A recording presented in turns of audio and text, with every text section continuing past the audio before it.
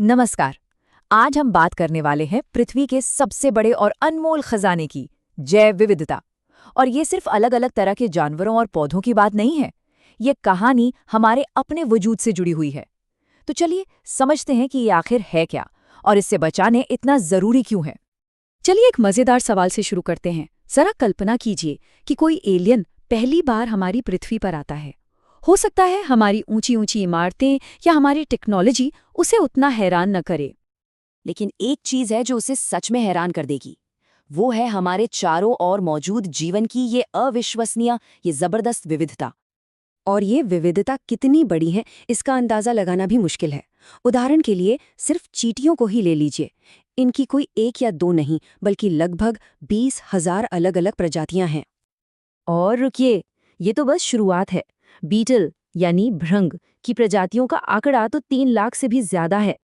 और अगर हम पानी के नीचे की दुनिया में झांकें तो वहां भी मछलियों की करीब 28,000 प्रजातियां तैर रही हैं। यही तो वो कमाल की विविधता है जो हमारी धरती को इतना अनोखा बनाती है। तो चलिए अब इन बड़े बड़े नंबर्स के पीछे की असल कहानी को समझते हैं। जब हम इस दुनिया को जातियों के चश्मे से देखते हैं तो हमें असल में क्या दिखाई देता है? एक बहुत ही दिलचस्प बात यह है कि पृथ्वी पर जितनी भी पहचानी गई जातियां हैं उनमें से 70% से ज्यादा तो जानवर हैं, वहीं पौधे सिर्फ 22% के आसपास हैं। इससे पता चलता है कि जंतु जगत कितना विशाल है। और अगर हम सिर्फ जानवरों की दुनिया में और अंदर झांकें तो एक और भी हैरान करने वाली बात पता चलती है।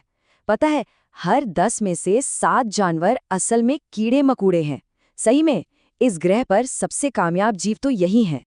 हम इतनी देर से विविधता विविधता कर रहे हैं, पर जब वैज्ञानिक जैव विविधता या बायोडाइवर्सिटी कहते हैं तो उनका असल में मतलब क्या होता है? जैव विविधता शब्द को मशहूर जीव विज्ञानी एडवर्ड विल्सन ने लोकप्रिय बनाया था। तो इसका मतलब सिर्फ अलग अलग तरह के जानवर या पौधे नहीं हैं, बल्कि जीवन के हर स्तर पर, हर लेवल पर जो विविधता पाई जाती है वो सब इसमें शामिल है। ये एक बहुत बड़ी और गहरी बात है। इसे समझने के लिए हम जैव विविधता को 3 लेवल पर देख सकते हैं। पहला है आनुवांशिक विविधता, मतलब एक ही जाति के अंदर कितनी वैरायटी है। जैसे अपने भारत में ही देख लीजिए, आम की 1,000 से ज्यादा किस्में हैं और धान की तो 50,000 से भी ज्यादा। दूसरा लेवल है जातीय विविधता, यानी कितनी अलग अलग जातियां मौजूद हैं। जैसे कि पश्चिमी घाट में मेंढकों की जातियां पूर्वी घाट से कहीं ज्यादा हैं। और तीसरा है पारिस्थितिकीय विविधता, मतलब इकोसिस्टम में कितनी वैरायटी है। सोचिए, भारत में रेगिस्तान भी है, घने जंगल भी और मैंग्रोव भी, जो आपको नॉर्वे जैसे देश में देखने को नहीं मिलेगा। ठीक है, तो ये तो समझ आ गया कि विविधता बहुत विशाल है और कई स्तरों पर मौजूद है। लेकिन सबसे बड़ा सवाल ये है कि क्या इससे कोई फर्क पड़ता है? क्या किसी इकोसिस्टम के लिए जातियों की संख्या सच में मायने रखती है? इस सवाल का जवाब ना एक बहुत ही दिलचस्प थ्योरी से मिलता है, जिसे स्टैनफोर्ड के वैज्ञानिक पॉल एहलिच ने दिया था। इसे रिविट पॉपर थ्योरी कहते हैं। मान लीजिए कि एक इकोसिस्टम एक हवाई जहाज की तरह है और उसमें रहने वाली हर जाति उस जहाज को जोड़ने वाला एक छोटा सा कीलक या रिविट है। अब जरा सोचिए, अगर जहाज में बैठा हर यात्री सफर के दौरान एक एक कीलक निकालकर अपनी जेब में रखने लगे तो क्या होगा? शुरुआत में तो शायद कुछ नहीं होगा, जहाज उड़ता रहेगा। पर धीरे धीरे जैसे जैसे कीलक कम होते जाएंगे, जहाज अंदर से खतरनाक रूप से कमजोर होता चला जाएगा।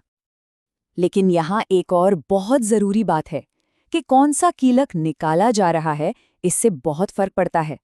किसी सीट से एक कीलक निकालने से शायद कुछ ना हो, लेकिन अगर पंख का कोई जरूरी कीलक निकाल दिया जाए तो वो एक कीलक पूरे जहाज को नीचे ला सकता है। इकोसिस्टम में भी कुछ ऐसी ही कीस्टोन प्रजातियां होती हैं, जिनके गायब होते ही पूरा का पूरा सिस्टम तबाह हो सकता है।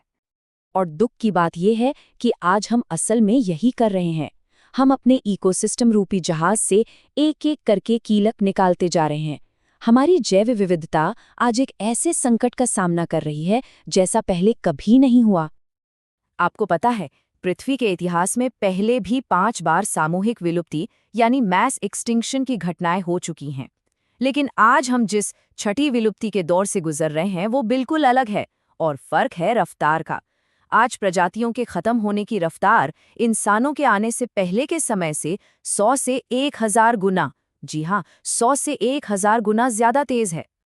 और इस तेजी के पीछे हैं 4 बड़े कारण, जिन्हें वैज्ञानिक द ईविल क्वार्टेट भी कहते हैं। पहला, आवासीय क्षति, यानी उनके रहने की जगह का खत्म होना। दूसरा, अति दोहन, यानी जरूरत से ज्यादा इस्तेमाल। तीसरा, विदेशी जातियों का हमला। और चौथा, सहविलुप्तता, मतलब जब एक जाति खत्म होती है तो उस पर निर्भर दूसरी जाति भी अपने आप खत्म हो जाती है। इन चारों में सबसे बड़ा विलन है आवासिक क्षति। इसका सबसे बड़ा उदाहरण है हमारे वर्षावन। एक जमाना था जब ये पृथ्वी की 14% जमीन पर फैले थे, और आज ये आंकड़ा घटकर सिर्फ 6% पर आ गया है। सोचिए, आधे से ज्यादा जंगल हम खत्म कर चुके हैं। तो हालात वाकई गंभीर हैं, लेकिन उम्मीद की किरण अभी भी बाकी है।